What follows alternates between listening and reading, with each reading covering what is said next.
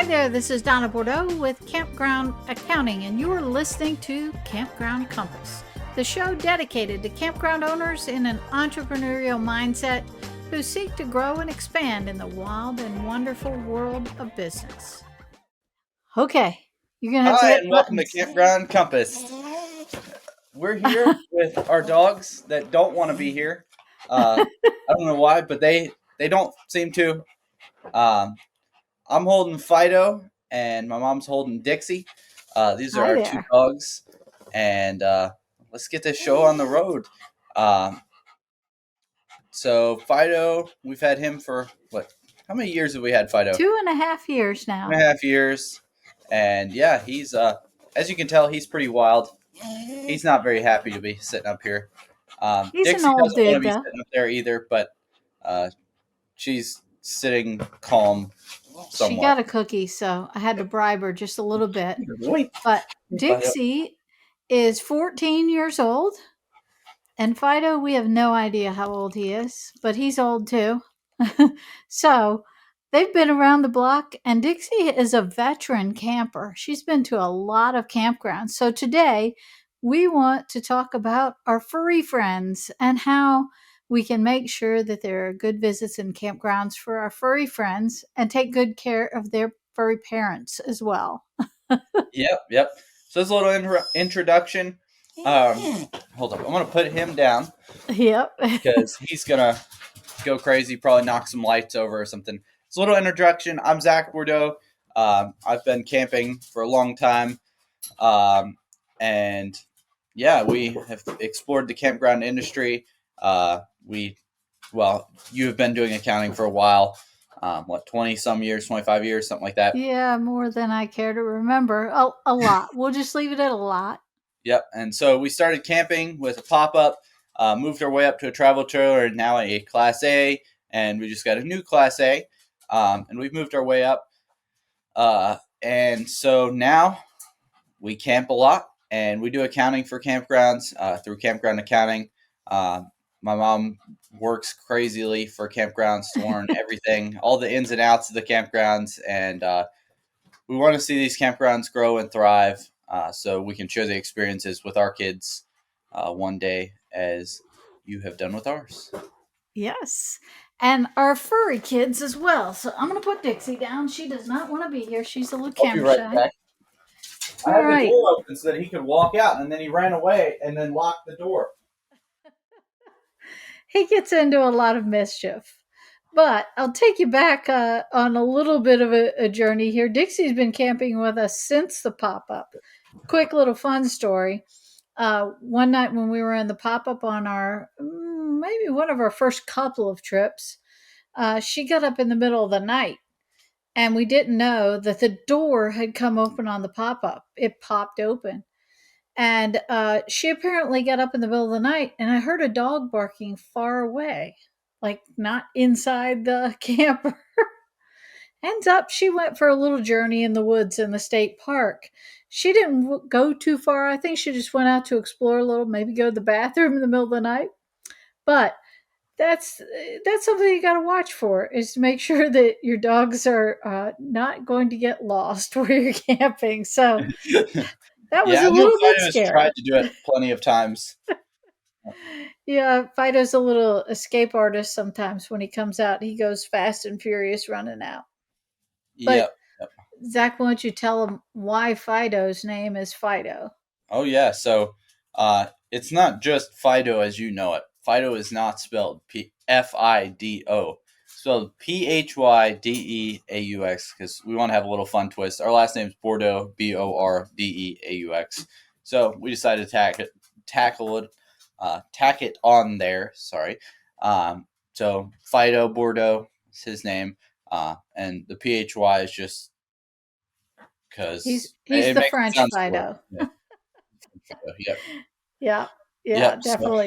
And yeah. that was one where Chad, my husband Chad, he said he always wanted a dog named Fido, so he named Fido the way he spelled. Yep. So yeah, we've But had him for a few years now. He's gotten a little bit of experience camping. He likes it. He always is real energetic when he's camping. and always trying to get out the door, trying to run Yeah. away.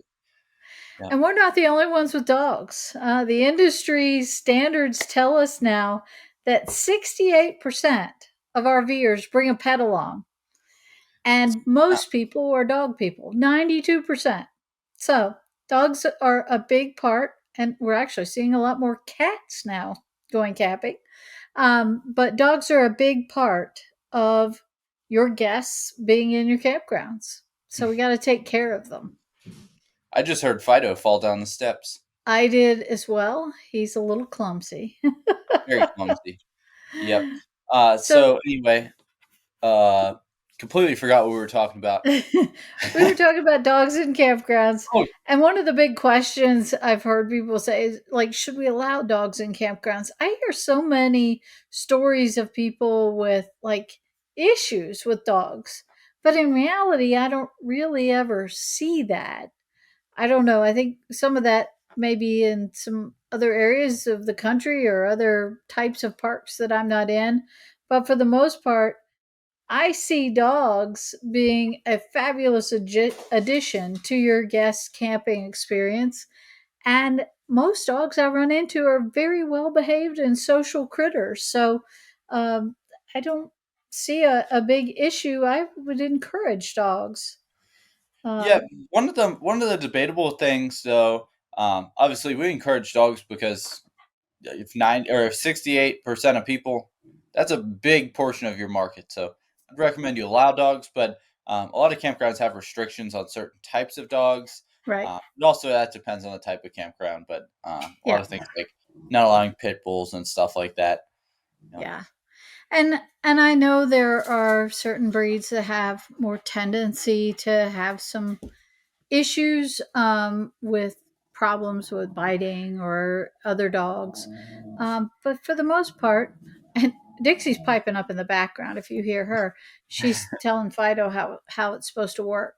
But for the most part, um, I think dogs could all have issues, no matter what breed they are. And most dogs are not even breeds anymore. Most dogs are so mixed, who knows what's in there.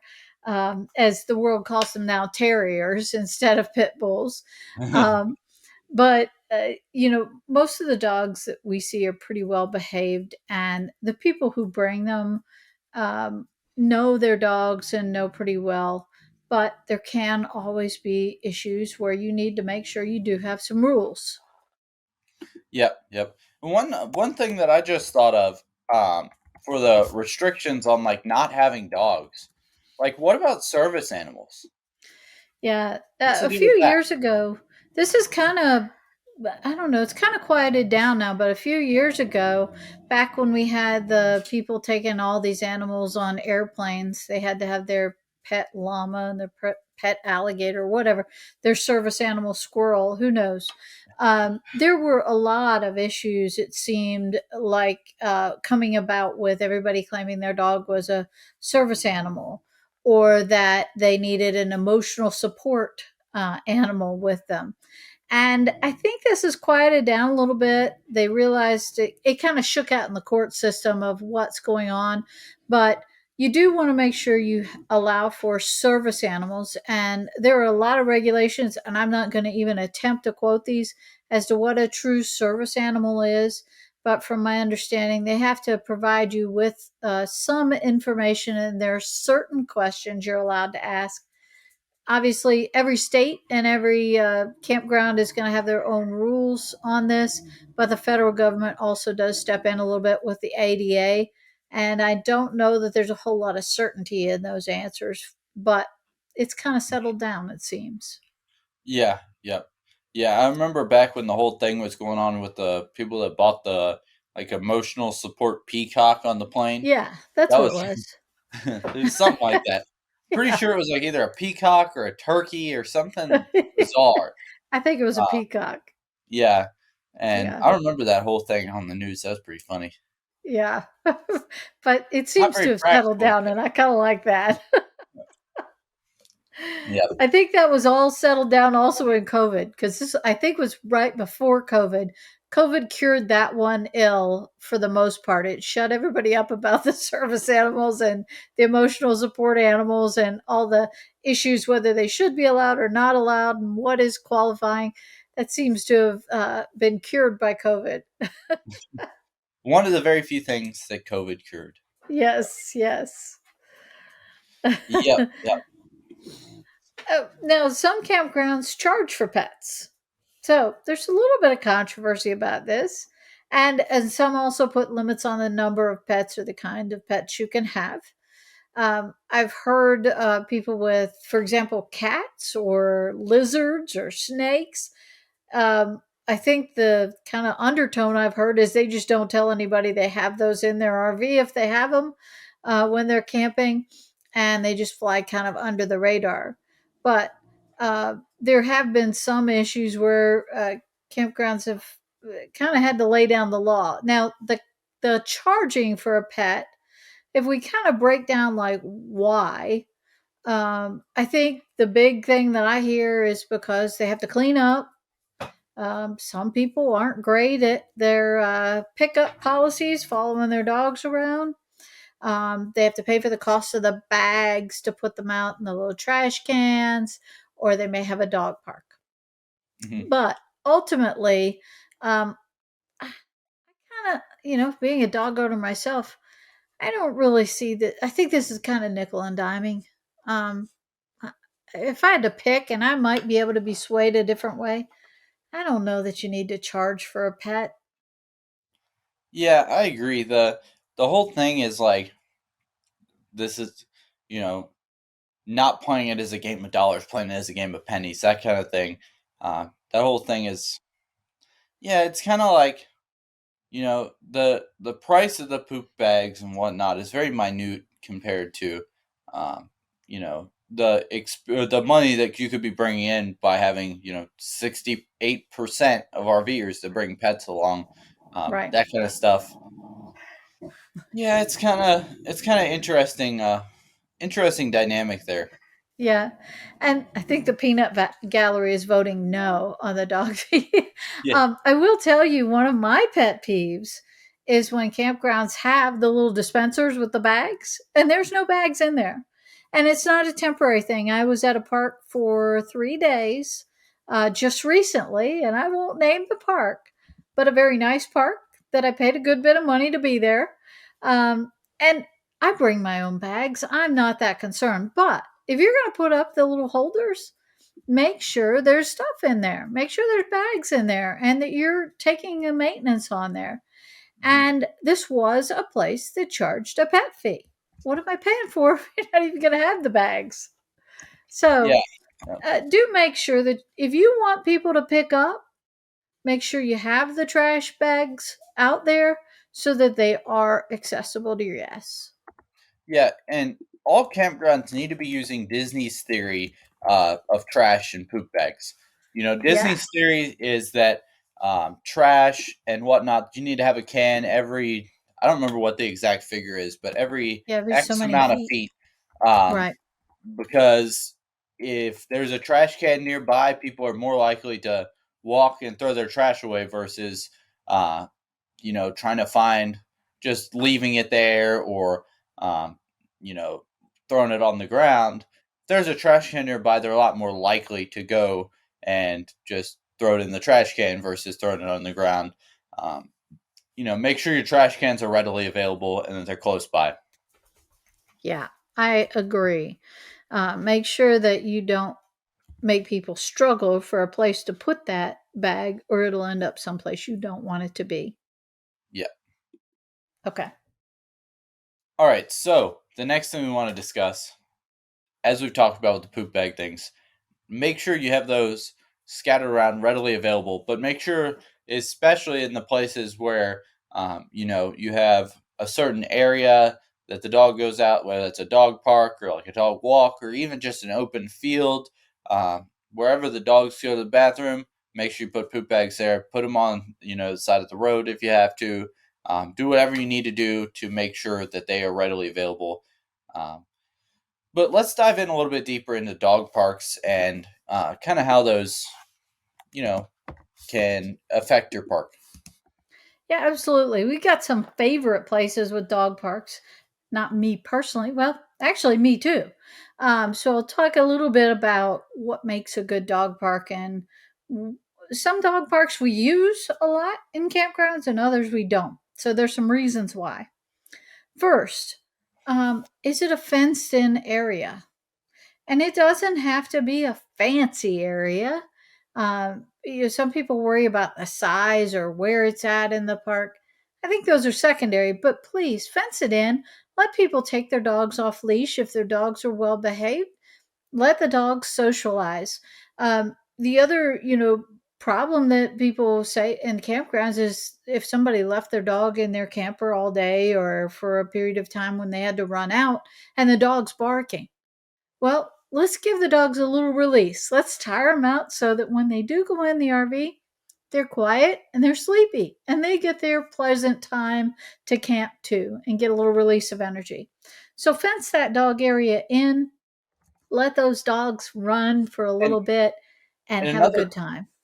Yeah, and another quick thing I'll say with the fenced in part, um, you know, when it comes to aggression with dogs, we talk a lot about aggression and the restrictions, pit bulls, that kind of stuff. When it comes to the aggression, if a dog is on their leash, they're going to be uh, more protective of their owner. So if you let a dog roam in a dog park, they're going to be more likely to be more friendly. If they're on a leash, they're on guard. They're trying to protect their owner most of the time. For most dogs, they're more defensive and more aggressive when they are on on a leash. Absolutely. So Absolutely. if you have an area where you can let them off leash, that's really good to um, not just calm the dog down, but lower the likelihood that there's going to be some sort of incident in your park. Yeah, yeah.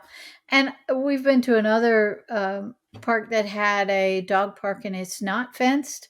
And the problem there is even if you want to socialize your dog and let them talk to other dogs and sniff around, leashes. I mean, I got two dogs at once and they're tangling me up. I mean, it's just kind of a mess. And the dogs would be much happier if they could just go off their leash for just a little bit and go socialize with the other dogs, sniff around, do their business.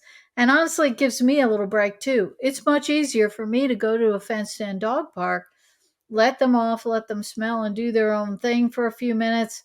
I'll relax and chill, maybe talk to another guest that's there, have a good time. It increases the guest experience. hmm Yeah, and one thing that you want to have in your dog parks is seating, like a bench or something like that, where you don't have to stand the whole time. Yeah, I know sometimes it can be hard to find that kind of stuff, but make sure there's seating and make sure that seating is in the shade.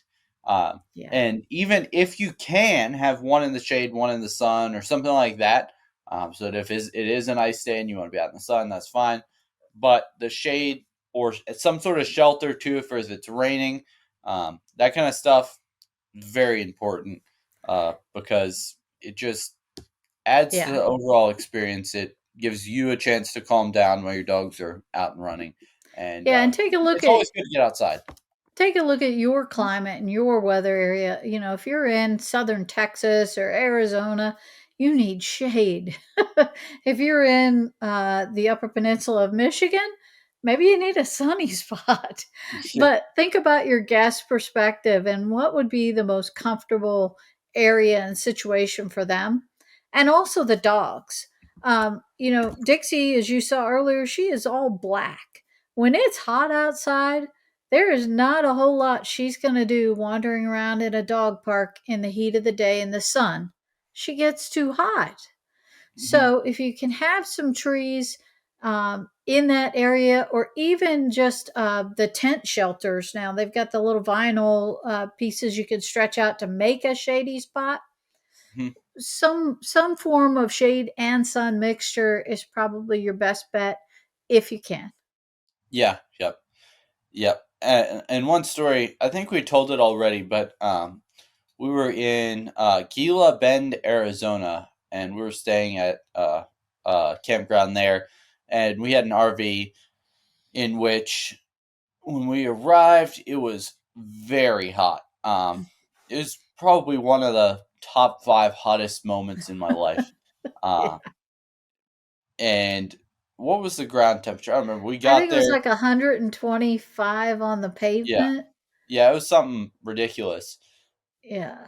So, and the other big problem they had was when we checked in, they told us if you take a dog to the dog park, watch out because there are poisonous toads and snakes. But the good news was that they had 2 people that were full-time paid employees that were snake and poisonous frog wranglers. Because that gave us Quite a the lot of hope. job. So, so anyway, to get the dogs to the dog park, you can't have them walking on 125-degree pavement. So we had to get a wagon. And as you could tell, Dixie does not like to sit and be dragged in. Yeah. She wants to walk. Um, so anyway, we had to And put she her was in a too wagon. hot when she got Yeah, there. yeah, it was hot. So that's one big, big, big thing that's very Yeah. important that you make sure you watch out for the heat. Uh, go watch the last episode. We talked about how campgrounds can control their weather scenario and their climate. If it's too hot outside, some things they can do. If it's too cold outside, if it's snowing outside, some things they can do to help make the guest experience better. Yeah, absolutely. And also remember when it's hot, dogs get thirsty. They need some water. So if you do have some running water in that area, or if there's any way to get fresh water there, or put a spigot out, or run a hose to it, that would be a great thing to do. Um, you know, nobody's. I know I've been in places where they've said, "Well, we can't do that. People will leave the hose on, or they'll use it for some unjustified purpose other than giving dogs water." Most people don't. Most people just want to give their dogs a drink. So, if there's a water source available, I recommend you have a way to get the dogs a drink. At worst case, put a dog bowl or two out there, and if I'm carrying a bottle of water and I want to give my dog a drink, I can pour some in the water bowl. Yeah, yeah. I know. This might not be super practical, but we've been places. We've been plenty of places that had a spigot out there, something where you could just hit the button and give them water. Um, but the dog water fountains, where they have like a human water fountain, but then at the bottom there's a dog water Yeah, fountain where you press the button and it fills up with water, and then the dog can drink it. Those are really cool. yeah, I don't know how much they cost or if it's even effective at all, but that's just one thing that comes to mind as soon as that would I be think cool. about that. Yeah, Yeah. and the Yep. dogs love to drink out of that stuff. Yeah, yeah, they get excited over it. Yeah. And So the next, I recently had an email message that I got where a campground owner was asking about putting in a dog park, and her big question was about the surface. Should it be grass? Should it be dirt? Should it be the recycled mulch? What should you put? AstroTurf. So there's a lot of different options there. But I will tell you, grass is much better than dirt. yeah, Because what does dirt do? It tracks mud. If it gets wet, it takes forever. And I'm not going to take the dogs into a muddy dog park and then bring them back in my camper and have them rock all over and jump on the furniture in the bed. So if you can, stick to an area that's grassy. That would be great. yep, Or I've seen AstroTurf. And, people will say, AstroTurf and dogs? Oh my. You can spray it down with a hose. It's great. mhm, And the dogs love it too. yeah, yep. Those are always nice. I always like the AstroTurf ones. Yep. Yep. Yeah. But one other thing we can talk about is kind of positioning. Where are you going to put it? Don't put it in an area where no one's going to see it or nobody's going to use it. Don't put it 2 miles away from the park. Right. Put it in a good area, central area, somewhere where it's near to uh, the RVs, that kind of stuff.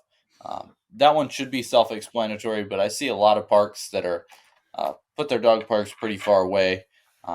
So just make sure it's in a normal Yeah. place. And I'll mention a lot are concerned about how big the park is.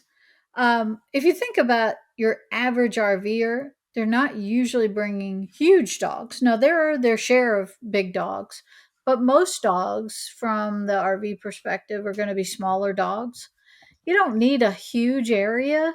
Uh, in fact, sometimes for my purposes, with my size of dogs, I don't want them to have too big because now I got to go chase it all down and figure out where they did their business so I can clean it up. Mhm. So having a minimal size is not an issue. It's better to have a small park than no park at all. Yep, 100%. Okay, so dog parks are a great amenity to have. I think that most campgrounds should have them, but dog wash stations are one that we've kind of seen more popular recently, um, and they've kind of been introduced a lot more often nowadays. Yeah. Those are always really nice, especially if you're in an area where there's a lot of mud or anything like that. Also, for those who have bigger dogs, Hmm. for our dogs, I can stick them in the shower. If you have a large size dog or a bigger medium dog, that can be a little bit of a struggle to get them cleaned up if they get into something or get dirty. The first place I ever saw a dog wash station was several years ago in Salt Lake City, Utah, at the KOA there. And they had them, you could get a coin at the front desk. So you went up to the front desk and you paid, I don't know, it was a couple bucks. And you had a coin and you put it in there and it had the dog wash. And then they had the part where you could dry them all off. And it held a bigger dog so they couldn't just jump out and run away. That's always their fun thing they like to try to do when they're getting wet, go shake on you. But since I've seen a lot more, and now it's something you can monetize even. They sell them kind of like a vending machine, only it's a dog wash. So it's kind of a cool thing. Yeah, I know Dixie hates getting baths. Fido is not really a fan, but he's too dumb to really know to do anything about it. But Dixie always likes to try to jump out and that kind of stuff. So those are always really nice to have the dog wash. And oftentimes, even if you can put them in the shower, if you have a dog wash, I'd rather take him to the dog wash because then you don't have Yeah, to worry about cleaning the hair out of the shower and right. worry about all that. It's a lot more beneficial for the guests And to kind of take it. while we're talking about the dog wash station, it just came to mind. But the other wonderful dog wash station was in Gila Bend, Arizona. They had Yeah. a little room that you could go in, and you just went up to the front desk and you got the key. And it was like a smaller room, so that again, when the dog got out and shook, they weren't shaking all over a whole room full of things and all over things. You could get them dried off. But we used it there because Dixie was so hot. Then we just had Dixie. We didn't have Fido with us. But Dixie was so hot, we were worried that she was going to get overheated when she was outside. So we gave her a bath. She needed a bath anyhow, and it cooled her off. Yeah. So if you're in somewhere where it's often really hot, or where it just gets really hot throughout the year, that's a great idea. Is to put some sort of dog wash or another thing that came to mind is in your dog park have a little like water thing, like what do they call this? Like a kiddie pool Oh, type thing. yeah, We've the seen little that water before. Um, toys and area just for watch out dogs. if there's a lot of mud on the ground or anything like that. Just watch out for that. Yeah. Uh, but yeah, those are always the dogs always like those. I know we have a like a little boarding place near us where you can take your dogs if you're going on vacation, and they have a bunch of those little kiddie pools, and I know Dixie loved those when she went. Oh So yeah, yeah. And along those same lines, you could also do an event, do a Yappy Hour. We were recently, as you know, at Blue Water Key. They do Yappy Hour. I think it's every Monday or once a week. They do it. You bring your dog to the dog park and socialize the dogs and the people. In doing that, if you wanted to put out those little pools, then for the dogs could all go through and do their playtime and get some energy out again. So, yeah, not a yeah, bad idea. yeah, yeah. And you have to remember that in a lot of people's scenarios, I'd say most people with dogs, the dogs are just part of their family. So A lot of the times they just don't want to do anything that doesn't involve the dog. I know one really cool thing that Blue Water Key did to it was around Christmas, but they had a guy come in that dressed up as Santa and did pictures with the dogs. So you can think about how you get pictures Yeah. and that kind of stuff for your dogs because people love pictures of their dogs. Um, And at Halloween, that's, they did a yeah, costume party for the dogs yeah, too. that's a good idea. Yep, Yeah, yep. that'd be fun. Hmm. Yeah. Dixie's, So of there's a course, lot of great not a big ideas. fan. Yeah, there's a lot of great ideas around uh, that kind of stuff that can really help build the community in your park and make people have a lot of fun. Yeah, and also at Blue Water when they do their Yappy Hours, they sponsor them or they have local people come in from pet related businesses and sponsor the event. So those people get a chance to come in and advertise their services. So there might be a pet groomer. There was a mobile groomer there. They had a pet sitter or someone who would come and let your dog out and walk them if you had to be out for the day. I know we did that one time when we were in California at Disney. We were gone for the day. They had people at that, I believe that was a KOA as well, that would come at a certain time of the day. You pre scheduled it, let your dogs out, let them do their business, get them a little exercise while you're out spending the whole day at Disney. So Yeah, nice uh-huh. services. And even pet stores that may be in your area, they'll be happy to come in probably and meet some people and get their word out. And I think they even handed out some little treat samples that they got from one of the distributors too. Yeah, yeah. So Let's go partner up. back to pet sitter for a second. That's a great Yeah. service. And I think a lot of people would be willing to pay for that to not just like get away from their dogs, but because we all love our dogs, but um, to be able to do something outside of the campground without having to worry about the dogs, having to go out or getting too hot or Yep. something like that. Those are really nice services to have. Right. And I think a lot of people would pay money for that, pay a good bit of money for that. So, um, Absolutely. And I know I'm the first one in the family to be like, if we're out for the day, I'd be like, oh my gosh, the dogs have been there for 5 hours, 4 hours. They're going to want to go out. They're going to have an accident. So, that stressor is always on my mind when we are out doing other things. We have to keep in range so we can get back to let the dogs out. Where yeah, with the doggy check in service or the pet sitters that come check on them, that hmm is a good relief for your guests. yeah, yeah.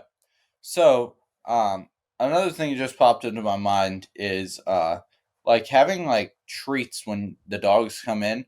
I know, like for Yeah. example, like the bank. Anytime you go to the bank, if you got a dog in the car, I don't know if they do it at all banks, but they do it at our bank. If you got a Yeah. dog in the car, they send a dog treat over. It's just a milk bone. It's not expensive, but Yeah. um, it's just one little tiny thing that people might not even realize it, but subconsciously it just adds a little tiny bit to the experience, and it takes basically no effort. So Yeah. that's one thing I'd recommend that you look at and look into. Yeah, And absolutely. You could go to Sam's Club and buy a monster bag or box of some sort of treat yeah, and hand them out. and And yeah, and getting your dog or getting your a lot of campgrounds say, well, I don't know if the people pick up after the dog. Uh, if you make those people like you, then they'll pick up after the dog. If they hate you, if there's something that they got yeah. against you, that's when they might not pick up after their dog. Now, I'm not saying all people that don't pick up after their dog hate you, but I'm saying that, um, if they really, really do enjoy the personal connections that they build up to the start, uh, that's an easy thing that you can do and make people happy about your campground and make people ready to respect you and pick up their dog poop and that kind of stuff. Yeah, absolutely. It's a, I find that there's every time we hear a complaint about that, when we do hear that one person saying, "Hey, so and so didn't pick up and how do we keep our guests picking up?" There's 90 others that don't have that issue. I'm not saying it's not an issue, but I'm saying it's usually overplayed. Mhm. Make sure that you provide all good opportunities to help all the dog owners be good in your park, remind them to be respectful. But most people are not your problem people. So don't try to create just this whole long list of rules and regulations to resolve that one bad apple, because 90% of people are doing it the right way and really are pretty conscientious about that. Yep, yep. I agree. And, you know, it's just it's one of those things that it happens. You just got to deal with it, and don't make it a bigger deal than it has to be. You know, Yeah. a lot of these people have, signs up, or there's one in our neighborhood. There's somebody's got a sign that says, "Be respectful. Don't let your dog pee here." And it's like pine straw. It's like their dogs. That's kind of what they do. Right. So it's just one of those things. Deal with it. Get through it. And and try your and best to excite your customers so that it doesn't happen. And I'll tell you one other thing, just as a side note.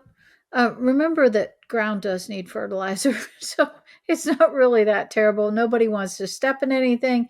Nobody wants to smell it. However, it's not the end of the day if somebody misses something. Um, it's all part of the world, and the grass grows greener there. Yeah. And one other thing that I'll mention, and this will kind of be my last point, but um, being detail oriented in the whole aspect of your business. If there's dog poop on the ground and you see it, instead of complaining and saying, "Oh, I can't believe that somebody would let their dog poop in the grass where dogs usually poop. I can't believe that they would do that." Go grab a poop bag from your stocked poop bag box that you should have Yeah, and go pick it up. Don't make it a bigger deal than it has to be. yeah. Move on. Stop complaining. And this is probably a bigger message than it has to be, but stop complaining and just deal with it. Yeah. Uh, Of all the things we have that go right and go wrong in the world, this is such a small, minute piece. yeah, It's not even worth the time and effort that most people put into and in the time you spent typing out that Facebook post or it. that tweet that says, "Wow, I can't believe that they would let a dog pee in the grass. I can't Yeah. stand people. People are terrible." In the time that it took you to write that post, what could you have been doing to better your campground Right. in other aspects? And Yeah. it's a whole big philosophical thing, and I won't get too in depth in it, but that's Yeah. kind of my message, and our message here is, make sure that you're providing for everybody that comes into your campground, um, and make Love sure your that you furry friends like you love your guests. exactly couldn't have said it better. Um, and one last thing that I'll touch on is if you have any improvements, off season is coming up, um, or it might be here when you're listening to it. Get those improvements done in the off season. Make sure your trash pile isn't out. We've talked about that on other episodes. We could probably do a whole episode on trash piles, honestly, but that's another one of those things that in the time that it takes me to write out a tweet about the trash piles, I could just be doing other stuff. But that's the point. Make your improvements in the off season. If you heard something in this video that you thought was valuable, um, if you thought that we gave you some sort of value, we have a fee on the show. It's not monetary. We don't really do very much advertising on this show. And I know we could probably be growing it more if we were doing advertising. But what we're going to tell you is if you do enjoy the show, share the show with your friends. And that doesn't mean just posting, "Wow, this is a good show." Call somebody up. If you post on social media in one of the campground owners groups, we really do appreciate it. Any sort of shares or ratings that we can get. You can rate us on iTunes or whatever your favorite platform is, Spotify, whatever. Uh, we use all the platforms. We're pretty much on all of them. If we're not on one, email me. You can email me or both of us at hi@campgroundcompasspodcast.com. Let us know what you want to see next. If you got any ideas, go to our website, campgroundcompasspodcast.com. You'll see at the top, you can give us some suggestions. Hopefully you've enjoyed this. Got some dogs. Uh, doesn't love dogs? It's just one of those things. There's a lot of information out there on dogs that a lot of skewed information, a lot of stuff that a lot of rumors you hear in the Facebook groups in general in the campground industry or in any industry that may or may not be true. But I'm kind of going on a side tangent. To reach us, we're pretty much at Campground Compass on every platform: Twitter, TikTok, Instagram, Facebook, YouTube.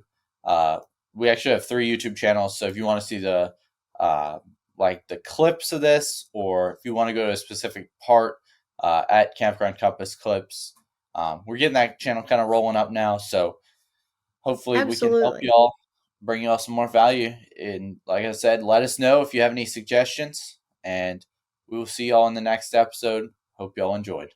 Bye for now. See ya. Thank you for listening to Campground Compass. I'm so glad you joined us. Check out the show notes and more of our seasoned advice at campgroundcompasspodcast.com. While you're there, be sure to explore the archives for previous episodes.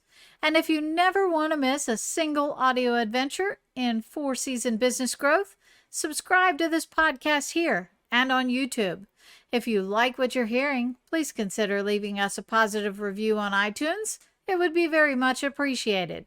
Friends on social media, check us out on Instagram and Facebook at Campground Compass. Until next time, stay savvy.